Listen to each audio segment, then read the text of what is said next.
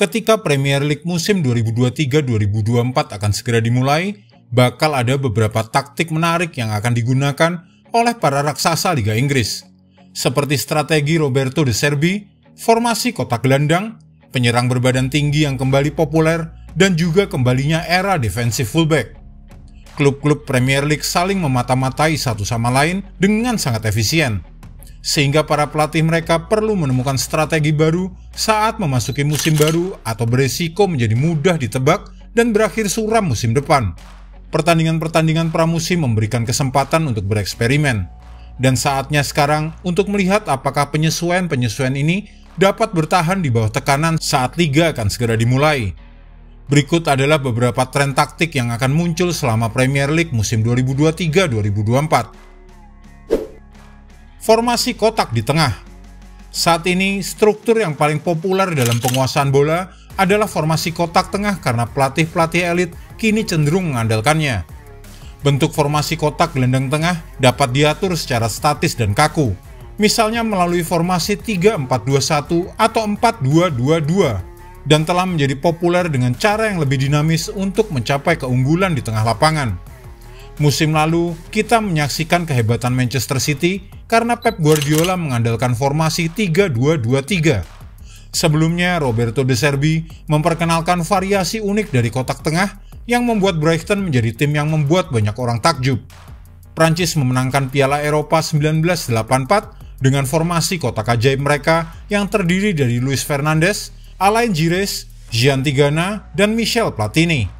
Sehingga konsep memiliki dua pemain yang tinggi dan dua pemain yang bermain di dalam lini tengah yang sempit ini sebenarnya tidaklah hal yang baru.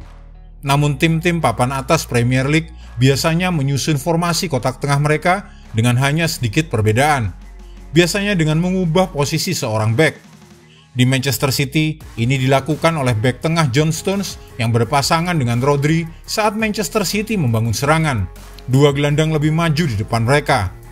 Arsenal membentuk kotak tengah mereka dengan memindahkan Alexander Zinchenko dari bek kiri dan mereka bisa menggunakan Jurgen Timber dengan cara yang sama musim depan.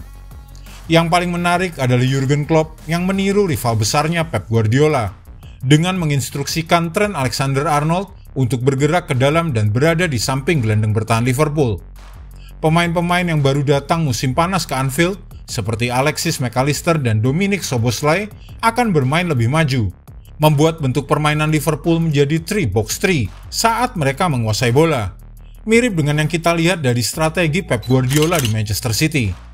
Sistem ini akan memberikan lebih banyak pilihan yang menjadi sentral dengan pemain lain dalam jarak dekat. Mengumpulkan pemain di tengah lapangan juga memberikan penghalang terhadap serangan balik lawan jika mereka kehilangan bola. Pasangan pemain yang lebih maju di kotak tengah juga memastikan setengah ruang selalu terjaga. Menempatkan lebih banyak pemain di tengah lapangan juga menyempitkan pertahanan, meninggalkan pemain sayap terisolasi melawan beknya. Pemain sayap yang menerima umpan dari bek yang berdiri di tengah lapangan juga akan menghadap gawang lawan ketimbang membelakangi gawang. Tren strategi Roberto De Zerbi. Strategi Pep Guardiola telah menjadi titik referensi untuk tren taktik dalam satu dekade terakhir.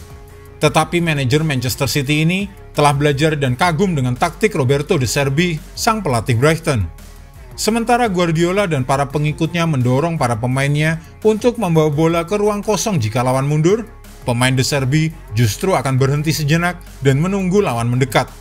Ide ini adalah untuk memancing tekanan lawan sebelum melakukan umpan dan bergerak ke ruang yang tercipta dengan kombinasi tiga pemain. Setelah pressing lawan teratasi, Brighton menyerang dengan cepat dan mencetak gol melalui pemain sayap mereka, Karou Mitoma dan Solly March. Serangan ini terlihat seperti serangan balik, tetapi Brighton sebenarnya justru saat itulah membangun serangan mereka. Strategi ini tidak selalu menarik untuk ditonton. Permainan yang berhenti dan berjalan lambat saat para pemain belakang Brighton berdiri menguasai bola. Meskipun hasilnya akan sangat mengerikan saat strategi itu dilaksanakan dengan baik.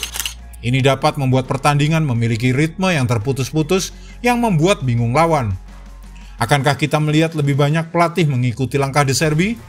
Sejak Opta mulai mencatat statistik ini pada musim 2015-2016, kecepatan serangan langsung rata-rata di Premier League telah menurun dari 1,72 menjadi 1,41 meter per detik. Jumlah serangan langsung per pertandingan telah turun dari 3,82 menjadi 3,13. Tren itu bisa berlanjut jika tim-tim memutuskan untuk menunggu lawan mereka bergerak sebelum melakukan umpan ke depan. Pemain berbadan tinggi kembali populer. Meskipun mungkin memulai sebagai pemain gelandang serang, Arsenal mendatangkan Kai Havertz ke skuad mereka dan Mikel Arteta menggunakannya sebagai penyerang dalam laga Community Shield. Tinggi Kai Havertz adalah 190 cm. Liverpool juga telah mengandalkan Darwin Núñez yang tinggi badannya 187 cm dan Cody Gakpo 193 cm dalam 12 bulan terakhir. Namun di saat yang sama, kehadiran Erling Haaland yang punya tinggi badan 194 cm memporak-porandakan popularitas kedua pemain The Reds. Striker baru Manchester United, Rasmus Højlund, memiliki tinggi lebih dari 190 cm.